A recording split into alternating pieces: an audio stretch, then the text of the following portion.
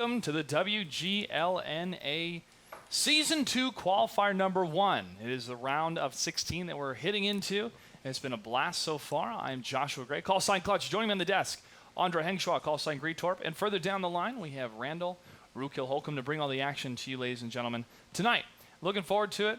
We saw some great matches last night, Greetorp, and some of these teams that we're going to see tonight, hopefully a repeat for some of their talent. Definitely so. I'm really looking forward to this upcoming qualifier because we've seen just a build-up and build-up in the North American scene. WGLNA really hit the spot for I think a lot of these teams, and it really took everything to another level in terms of just getting organized, getting the fundamentals down, and really coming to play. A lot of these teams that were in the WGLNA Season 1, I think a lot of people in the scene said, hey, I can compete with that. Let me go ahead and try my luck. It was precedence that was set from Season 1. Yes. And another precedent that was set in history, in this day in history, in 1915. A prototype tank named Little Willie rolls out of the assembly line in England.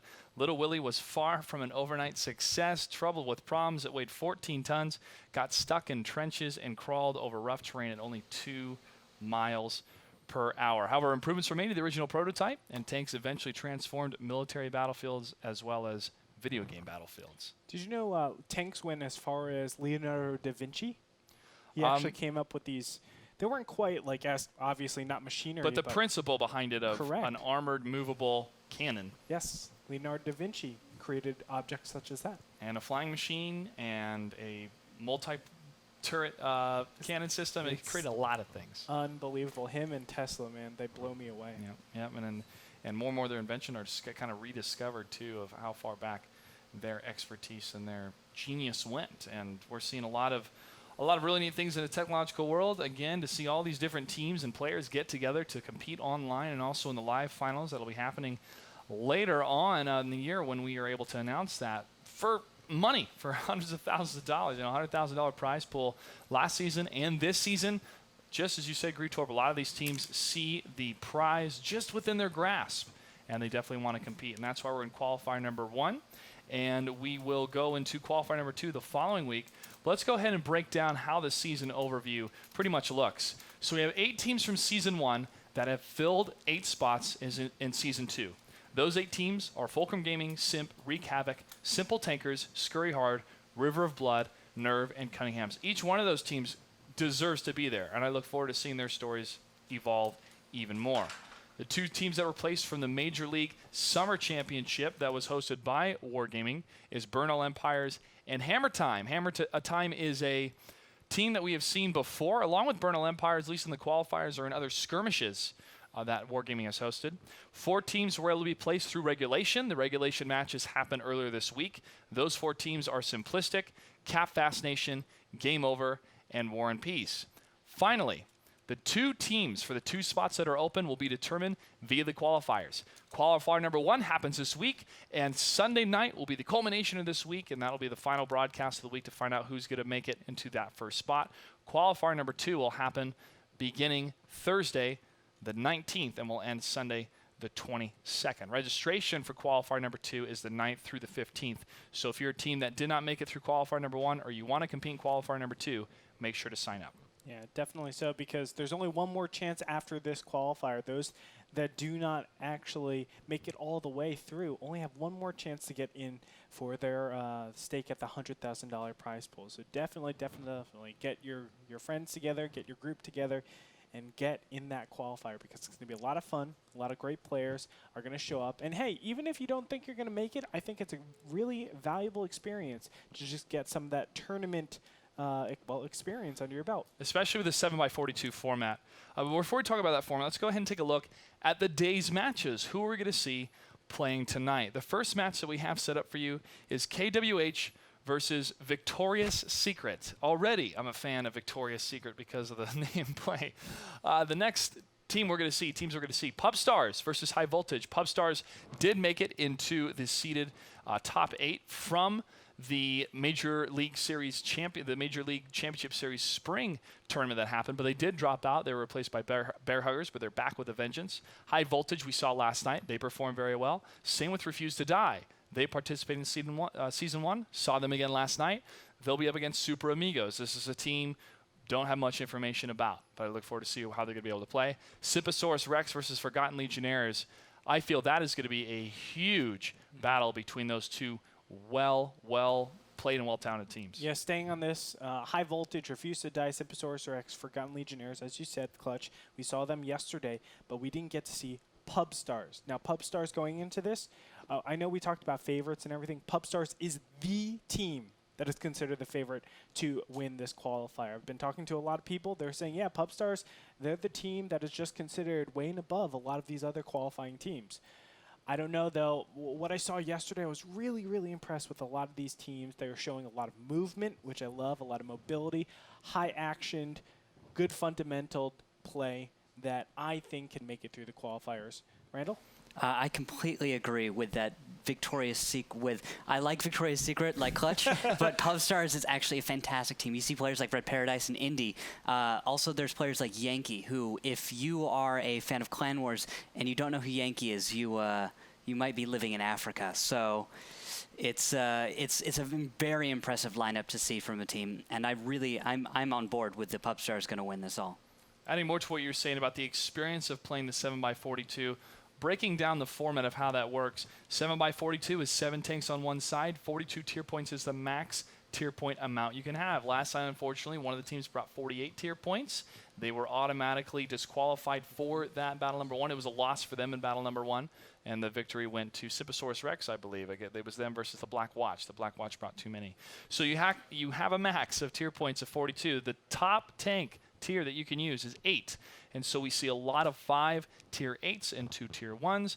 That is pretty much a standard that we would say in the 7x42 format. Yep. In order to win, you have to capture the enemy flag or destroy all the enemy tanks or have an 8-tier advantage at the end of the time. There's 10 minutes for each map. There are multiple maps in the map pool, as we have seen. And I'm looking forward to see how these different teams are going to progress here, because this is a best of it's a single elimination. It's a best of 5 for each of the matches here, but it's a single elimination. Once you're out of qualifier number 1 once you lose. The only way to get back into season 2 for these teams is going to be qualifier number 2. A lot of people have been reaching out to us. I got to play some tank companies with Simp and some other people earlier today, and awesome. And they're like, "Oh, it's so good to play with you, Clutch." And I was rocking the T32, didn't die once, multiple kills, a lot of fun. So huge shout out to everyone who was playing the tank company today, but also huge shout out to everyone that follows us on Twitter at WGLNA, and also on Facebook. Go to facebook.com/WGLNA, and if you want to watch the VODs, make sure to go to the website WGLNA.com. And also, if you have any questions about World of Tanks or even World of Warplanes, I was able to play a lot, especially the Xbox 360 edition, which is still in closed beta. Go ahead and send me a tweet at Clutch08, and I'll be really excited to share my information and also share my thoughts on what PAX was all about and how much fun we had at the Wargaming booth. Crazy, man. That was still, last weekend. It's already Friday. But it has been a whirlwind of time, especially watching all this tank action. I know. Before you know it, it's October. We're going to be full-fledged into the season. I mean, time goes by fast, especially with esports. It's going to be really, really exciting times coming up in, as we close out 2013. It's going to be cool. I know, man. And we're already in September. Yeah, and it doesn't make sense. And then I'm drafting my Halloween costume right now in my mind, how to get that ready, because that's going to be around the corner. And fall's approach. Doesn't feel like it, guys, because here in Rancho Cucamonga it's super hot, like 107 today. Yeah. But fall is approaching, and the culmination of a lot of big things too happening. I mean, WCG happening in November, World of Tanks being one of the headline games there. Being involved with that last year was fantastic, was amazing, and I look forward to seeing more and more of these teams building these stories here in World of Tanks, and how aggressive World of Tanks has been in the esports world, and how many people are really checking out this game. So, ladies and gentlemen, we're going to take a quick break. When we come back, we're going to get battle number 1, game number 1, match number 1 of KWH versus Victoria's Secret. Stay tuned. This is WGLNA. Everybody, welcome back to the WGLNA. Thank you for joining us. Just went through a quick little intro, this day in history related to tanks. Now we almost have the game underway of KWH versus Victoria's Secret. Yeah. Before we do that, though, I do have the brackets up on my screen. Let's take a look. Let's just take a look at where everything is in the qualifiers right now, because we understand, we're only able to broadcast 4 or 5 matches a night, but there's a lot more than that. We have the Cazadores back here. as you can see, they've already advanced on. Yeah, that was a bye. The first 2 teams you see in the bracket there did not show up to their first matches, so they were both DQ'd, and that's how it's going to display in the bracket. So don't get confused. Lucky them, though. Lucky them. Kind of nice. Pup Stars in high voltage. We're going to be seeing them today. Ermagerd Kernavern. Looks like they got the default win as well. Tin Dragons, Refuse Die. Turtle Police going to be there, along with Bushti against Hunter x Hunter. Anyway, sorry guys, we're going to go into our first battle of the day. That's right. It's going to be on Ensk. Let's get this started. I'm excited. Here we go.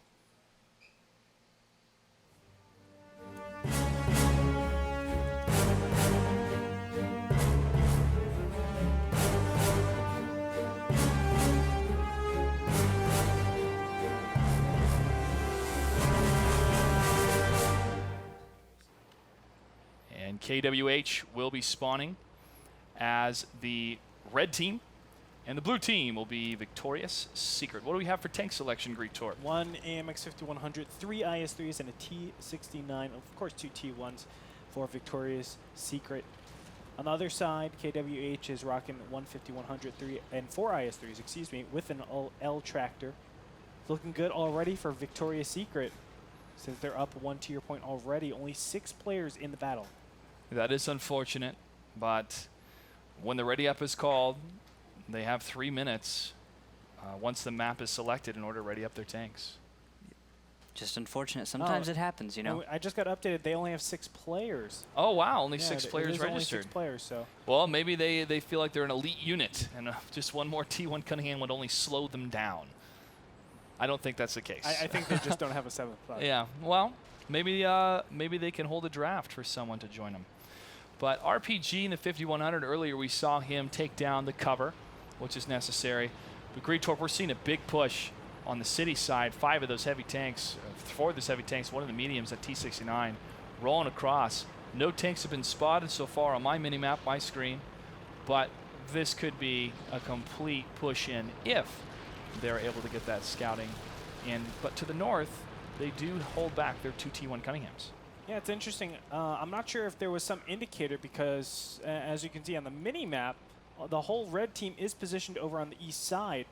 So this is a very audacious push, especially into 4 IS-3s going west side. I mean, you're just asking to be alpha down. So I really think that one of the T1s were able to see the rest of the team, and that's why they're doing such a push. Oren McGrath, the L tractor, holding back next to his flag cap, is able to scout 2 of those heavy tanks moving to that position, moving across the railroads as fast as he can to try to escape to safety as the rest of his team will reset their positioning as the IS-3s and 5100s move in behind cover to get any alpha strikes they can for any of those blue tanks popping around the corner. Oh, 1 shot, 1 kill, ammo rack on one of the IS-3s. That's a big hit on Victorious Secret. Holy moly, that is lucky. Wow. That is incredibly lucky, but that's the name of the game. You get a high roll like that, get a nice penetration into that side, ammo rack, and he is done. Now it is 34-41. And the flag cap did initiate for a second, but Elders of Shame is going to go up against Logic Weasel in the T1, is able to get that kill, but he's going to have to move to the south, arrest with the Tier 8 tanks, as Mr. Keen and LHP are trying to hold down that section. Mr. Keen is taking some more damage. One more hit, he will go down 67%, or 67 HP, excuse me. But Trollstar is getting hit himself, and RPG gets the kill.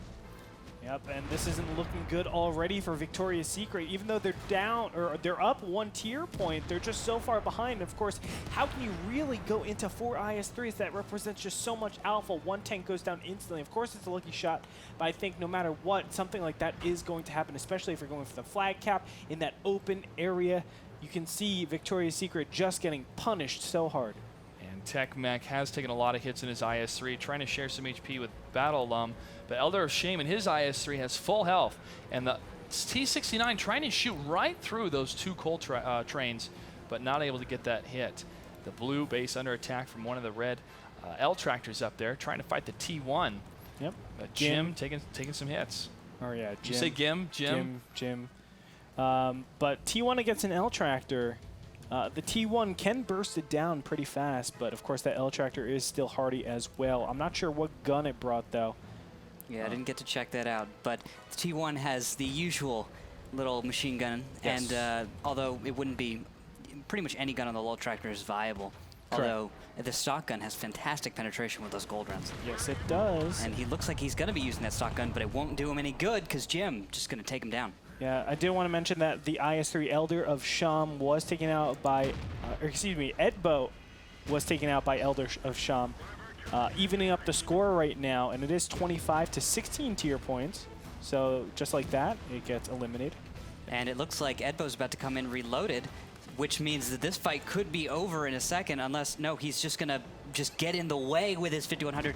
This is great driving. I love it when 5100s can do this kind of thing. Just make a distraction of himself. He doesn't have any shells loaded, but look, you had an IS-3 take his attention, switch it to him, and then his allies were able to get that fantastic kill. Yeah, just having the enemy turn its turret is already a small victory for that tank. Like you mentioned, Rookil, now with the surround, only one tank left on the battlefield, and he's going to get completely destroyed as the rest of these shots will land against an IS-3. Trying to get a final kill against LHP-333. Will he get that shot? No, he's going to hide behind the hull of that dead tank, and there is the final shot. Kind of crazy. Definitely kind of crazy. Victoria's Secret able to pull out all the stops in battle number 1. We'll talk more about their play style after this. Welcome back to WGLNA Season 2 Qualifier number 1. Victoria's Secret, which is becoming a fan favorite of everyone watching because of the name. And they are able to take battle number 1 pretty swiftly against KWH besides the ammo rack happening. Okay, I'm a little bit lost in that last battle because I did go over to the T1, so I wasn't able to see the main battle. Honestly, as well, I kind of disregarded a little bit, knowing that, the ammo rack was done. Your 5v4, even with, minus the 1 T1. 5 tier 8s against 4 tier 8s. I just figured Victoria's Secret was going to go down, but what happened, Clutch? Yeah, it was a better spread of shots and be able to land their initial shots against those IS-3s. Pretty much piecemealed them down, step by step, shot by shot. And it really wasn't a huge tactical, like, whoa, they had a great flank. It was just, all right, get those shots in, move back, get those shots in. Yeah. And that's what I saw. At least Sounded like fundamentals just a lot better for Victoria's Secret. Focusing your fire. On top of that, I saw some nice reverse angling out of an IS-3. You might have to remind me who exactly that was. But there was one IS-3 that I saw reverse angling, and he bounced numerous shots. We can probably bring up the post-game stats and see that in just a second. Yeah, Andre, do that for me. And that probably was very helpful. I saw an IS-3 able to put out maybe 3 or 4 good solid hits without taking any damage in response, while we had actually an IS-3 jump out into the middle of cap and absorb all the attention, all the damage, which actually could have worked out. I wouldn't say it's the most tactically sound approach, but it worked. So if it works, I mean, it works. Oh. Well, it was probably Forge. He had almost 3,000 potential damage received, so he did have those bounces. Well, the next map is going to be on Himmelsdorf, and we saw a lot of hill play yesterday. I'm looking forward to see what type of play we're going to have here, and the counter of the hill play, the western side or the tank alley approach. Let's go ahead and find out battle number 2 on Himmelsdorf.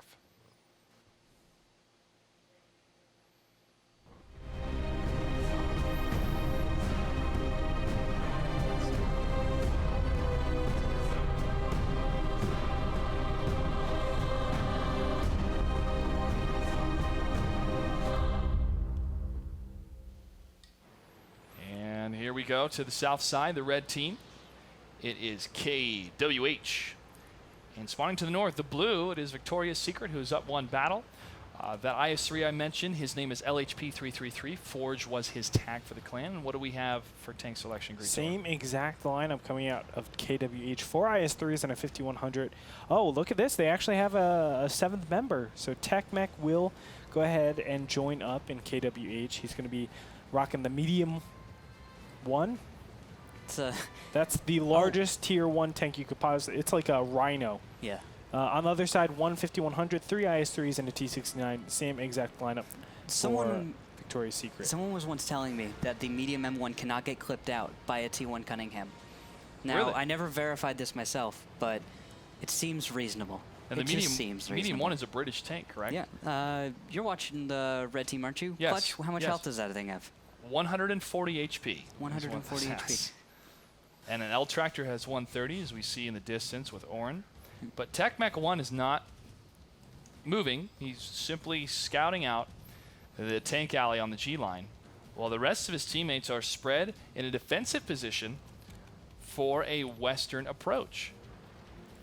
Trollstar, Elder of Sham, and Namor are able to spot Allen, the T-69, and some shots do ring out from across the way, and they are able to land a couple against Zen 10th, as Allen and LHP 333 are trying to get around that corner to line up some more of those shots. But Elder Sham, the only one that's hit. Another shot goes out and hits Namor.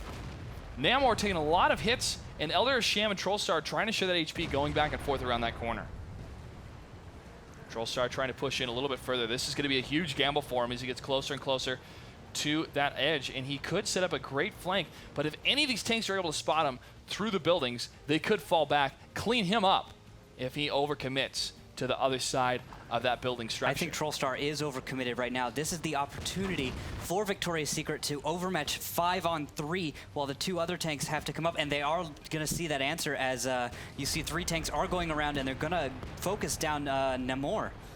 Still, Edbo and Allen are out in the open, so they can get taken down. Allen down to 153 hit points, but it looks like Namor is the one that's going to be taken out, traded for Allen over there, and it is tied up. 1 tier 8 kill for each side, but it is really questionable positioning for KWH. Trollstar and Elder Sham in a brawl with Miss Kareen, or Miser Keen, excuse me. Miser Keen in brawl mode against Elder Sham. Trollstar pulling back, but Miser Keen is not going to fully commit into Elder Sham as he waits for the rest of his teammates to try to get the surround to the south and to the other side. Elder Sham lands one more shot, but X the 10th moves in, covering Mr. Keen, but he takes a huge blow to his side armor, and Trollstar is trying to get out of there as X the 10th is able to get the final shot against Elder Sham, and there goes the remaining IS-3. Ebo is going to take that over on the other side. LHP 333 is over here. Ooh, it looks like RPG was able to get go down to those IS-3s, but now looks like the only tier 8 left is Battlum in his IS-3, down to 755 hit points. He's now going to be surrounded by multiple IS-3s. This brawl mode from Victoria's Secret, again, in their favor, using the IS-3s to trade blows and also to share that HP. And there is the final kill against the tier 8s. The only tank left alive is that medium one, or excuse me, is the L-Tractor. Medium 1 is dead as well. Yep. And he's going to take cover behind the little supplies in base, but he doesn't have enough time. Poor guy. And the AMX 5100 is able to clean him up. Victoria's Secret, utilizing the power of their tanks and such quick brawls, is able to take battle number 2. We'll be back after this. Welcome back to WGLNA Season 2 Qualifier number 1. It's Friday. We have 2 more days after this to determine who will fill one of the remaining spots for Season 2 group play. Great games so far we've seen from Victoria's Secret. I think they're going to take the next one. I think so. I mean, it came down to 2 brawls in Game 1 and Game 2, and both of those went to Victoria's Secret. They just know how to operate those brawls a lot better. I'm not seeing absolute crystal clear, pristine play, but it is definitely enough to take out their opponent's KWH. It's definitely enough, and that's all you need to get that victory. Randall, I see it getting ready over on the telestrator. What are your thoughts? Yes, I just felt like I wanted to detail that the one little thing that gave Victoria's Secret their advantage in that battle. And so if we jump into my screen, you remember when that push happened, we had 3, was it 2 IS-3s 5100, or was it 3 IS-3s? 3 IS-3s push right up this 3 line. And when they did that, Victoria's Secret hesitated for a moment, but then they realized all they had to do was push around these corners, and they had their enemies surrounded. When they did that, it was 5 versus 3, because the 2 tanks in the south were effectively out of the fight for long enough to the point where it was decided elsewhere on the map. And we talked about Trollstar moving in too far. Yes. And overcommitting. Now, Trollstar, potential damage received, 3,240. So he was able to bounce a lot of, enough shots to stay alive just long enough to do a little bit more damage. Plenty of shots. But was able to hold out with the rest of his team. This could be the final battle for Victoria's Secret to take it and move on into the bracket. We're going to find out what's going to happen on Ruinberg. Let's jump into the game.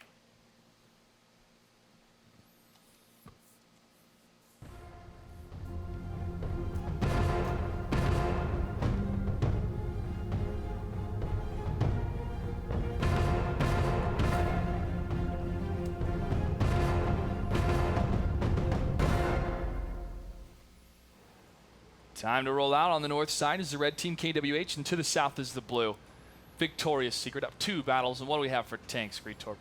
150, 100, 2 IS-3s and 2 69s for Victoria's Secret. On the other side, we have very similar lineup to before. Instead of 4 IS-3s, it's a T-69 that gets traded out for one of them.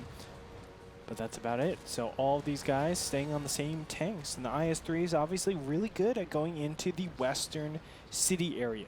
So what does the opposite team do? What does Victoria's Secret do? They will go into the east side. Into that Delta Village. But they're not obviously going all the way to Delta Village because it is disadvantageous for them to try to push from all the way to the south.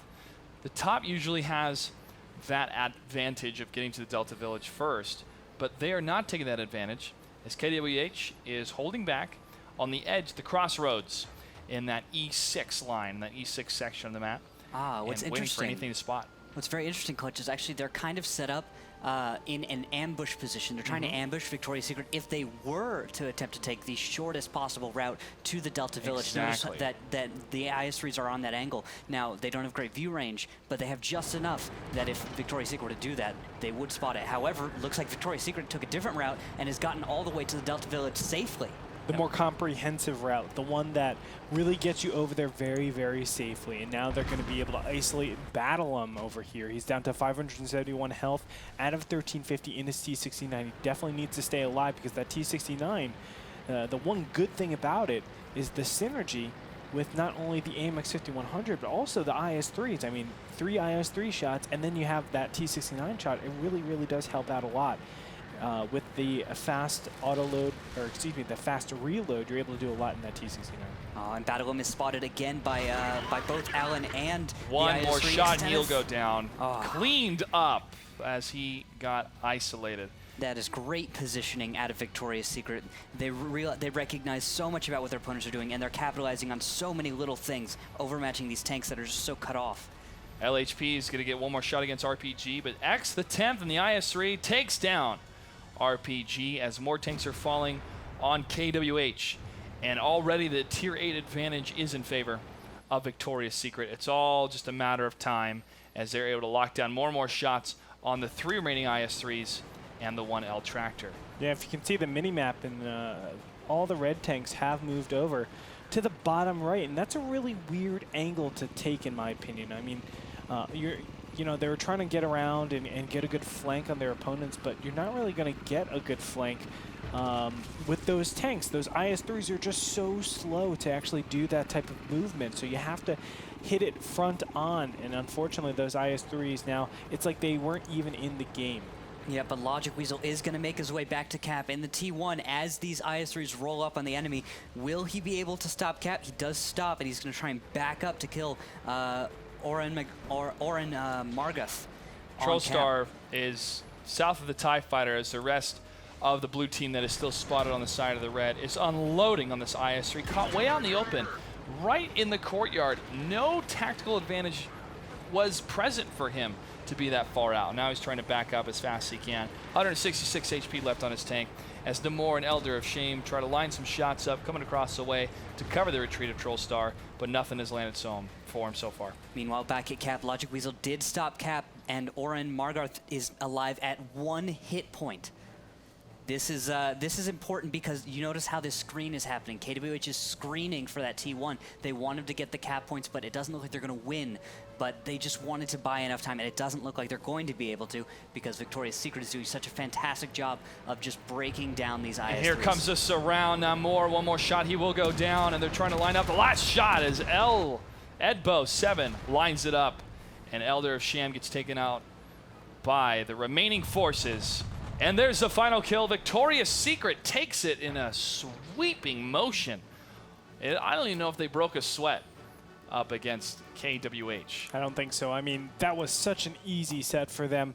That last battle, they were able to isolate again a couple of tanks, the T-69, the 5100, and as soon as you do that, it's 3 IS-3s alone. IS-3s, they're great, hard stats, but they need that support. They need to be able to have that, you know, nice autoloader to clean up a lot of the shots because you don't want to be doing these IS-3s that do, you know, 400 damage on, you know, a 100, 200 hit point tank. That's a lot of overkill, potential damage that could have been placed elsewhere. That's right, and also the mobility, because this map is a hybrid map. You have the open fields and you have the city. And then IS-3 from Trollstar way out in the center like that. If he's trying to get into the city itself, to get some of those shots into the Delta Village from a different standpoint, yes, I can totally see why he'd want to go through the courtyard. Slow, when you're getting shot at, obviously, continually tracked, and not an autoloader. The IS-3, if it was a T-69, I wonder if it could have been a little bit different. But again, Victoria's Secret was so well honed in their positioning and getting those shots across. It was tough to watch. Yeah, it looks like they were very organized this time around. I'm looking forward to see how they do. Of course, we weren't able to accurately see and get a good picture of how good they actually are. They need a tougher opponent, and I think that's going to come as the qualifiers moves on. So we want to tip our hats to KWH for signing up for the qualifier. Hopefully we'll see them in qualifier number 2. And now they can say that they can participate in WGLNA, even though they went up against a pretty strong team. Yeah, let's take a look at the bracket real quick. It's not updated, but we can at least see where they're going to fit into things. So you can see Victoria's Secret does move on against KWH. They're going to be playing the winner of Bushti and Hunter x Hunter, which that's going to be a very interesting match. Of course, we were able to see Hunter x Hunter yesterday. They looked really, really nice. A great Spanish-speaking team. Right after this, we're going to be moving to Pub Stars versus High Voltage. It's going to be right over here in the upper bracket. The winner of that goes up against Cazadores. Not really a lucky draw right there, because Cazadores are definitely one of the stronger teams, I would say, in this qualifier. But still, we're looking at Pub Stars for this upcoming match, because they're the ones that are considered the big favorites. Cazadores is also one of the most unpredictable teams, what we saw during the season number 1. We're going to take a quick break. Ladies and gentlemen, when we come back, a couple more thoughts from Rookhill about that series, and after that, we're going to get ready for the next match, Pub Stars versus High Voltage. Don't go anywhere. You're watching the WGLNA. Welcome back to the WGLNA Season 2 Qualifier number 1. It is Friday. We are in the round of 16, and already we have another team that has advanced. Victoria's Secret. I am Joshua Gray, call sign Clutch, joined by Andre Gretorp, Heng Shua, and also all the way to the far right, we have Randall Rookhill-Holcomb. And Randall, I want to get your thoughts on the ambush, or the faked ambush at least, trying to set up that ambush in Ruinberg. Yeah. So what he's talking about is KWH did on the north of Ruinberg. And so if we jump into my screen, I've already detailed a few little things just to start this out. Now, I detailed the movements out of Victoria's Secret. That's what you see at the bottom in blue, those blue arrows. That is Victoria's Secret's movements. Now, what we saw at KWH is they took some IS-3s and they put them that's E6. And from there, they actually have an angle on the fields. They were hoping that their opponent would come through the camping grounds and then through the fields to get to the Delta Village, which is the fastest way from the south. It's still slower than from the north. So that ambush would have worked if their opponent would have gone through the fields and the camping grounds. And that would have been especially effective, because then 2 tanks from the Delta Village could have come on in after that an ambush would have stalled any kind of push somewhere in the fields. Now, once their enemy would have been in the fields, it would have been fish in a barrel. And that would have been devastating for Victoria's Secret. A great win for KWH, but we didn't see that. I just wanted to, get how that strat was, what that mentality was going into the battle, and how it could have been so effective and well planned out. Just plans like that can fall short if your enemy just takes the slightest different route. Look at the difference between the 2 routes. They were 100 meters apart. That was the route difference, just 100 meters further back, and that is the difference between what was a victory and a defeat in that battle. Yeah, and it's not really unreasonable to say that the white line, the white path that you drew, is not within the range of Victoria's Secret. Because if we think about it, there were no 1390s. There were no really fast scouting tanks that can go up and just see a movement like that. So for Victoria's Secret, they very well could have done a run like that and be technically very safe. Yeah. Unfortunately, they did the more passive, comprehensive route. Still being, I shouldn't say passive, but a little bit safer. Went to the Delta Village, and it was 2 tanks just caught out in the worst possible place they could be against 5 tier 8s. Yeah, and when that happened, there could have been a better response out of those IS-3s. We probably could have seen a move just probably to push up with those IS-3s instead of going to the south. When that happened, they left 2 tanks out to dry when they probably could have tried to salvage the situation with IS-3s and alpha down a T-69 or a 5100 with just the great damage you can get out of IS-3s. Don't get me wrong, butt shots are really great on tanks, but it's all the same if you're just damaging your opponents. Of course, module damage does help out a little bit, but you need to go ahead and really empower your other 2 tanks, your 5100 and, of course, your T-69 that are just stranded there inside of that city. Got to help them out. This reminds me of any team that is new to this type of format of they lock in a strategy. Okay, on Ruinberg, this is what we're going to do. We want to take the north side. Executed great, but their team that they were up against didn't fall for it. They didn't fall into their plan. It wasn't all according to plan. And that's where you get the more experienced teams that are flexible. They have audibles to their strategies. They have decisive tactics, even when it comes down to 6 minutes, 4 minutes, 3 minutes, 2 minutes. And that comes down to very, very honed-in practice play. And KWH, if you're watching, again, thanks for playing.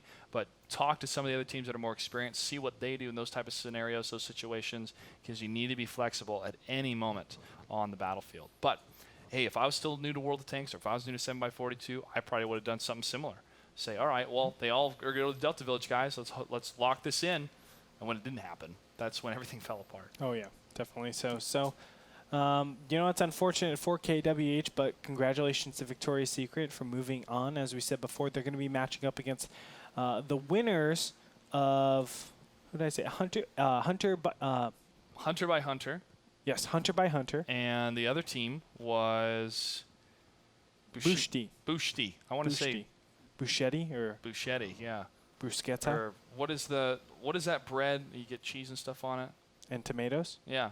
Bruschetta. Is it bruschetta? I have no clue. Bruschetta? That doesn't sound right. Sounds right, I think. Okay. Well, it's reminding me of that. Maybe it's like because I'm hungry. tomatoes, garlic. Bruschetta. Bruschetta. Bruschetta. That's Or- what it is. Yeah, you're right. Bruschetta. And I want to say bruschetta for some reason.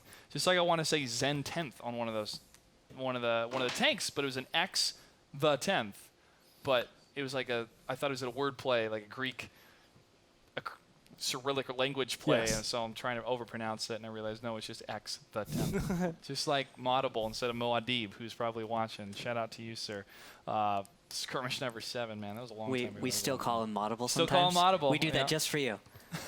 Just because you. All right. Well, I It better was- tell it the was a good story real quick in skirmish. case people are wondering. So I was commentating skirmish number 7 for World of Tanks for Wargaming months ago, like over 6 months ago. And it was shot blockers versus Gong Fu. And I was commentating the match, and one of the team's players' names was Moadib. But how it was spelled out, I didn't pronounce it that way, so I just called him Maudable, because that's what just came out. Maudable. Yeah. Maudable. And that's not his name, but we actually like it more, so we're going to start calling him that. Yeah. Rukil, you were on the team. I was there, man. I was there in that battle. You were commentating it. I watched it later. I was really happy to have someone finally commentate a battle that I'd been in, because I was like, I've been doing all these tournaments, and it was fun to see you do that solo. By the way, he did it solo, Oh, thanks, which man. is a lot of work. Well, I have you guys here, so my Yeah. job's easy. Sort of.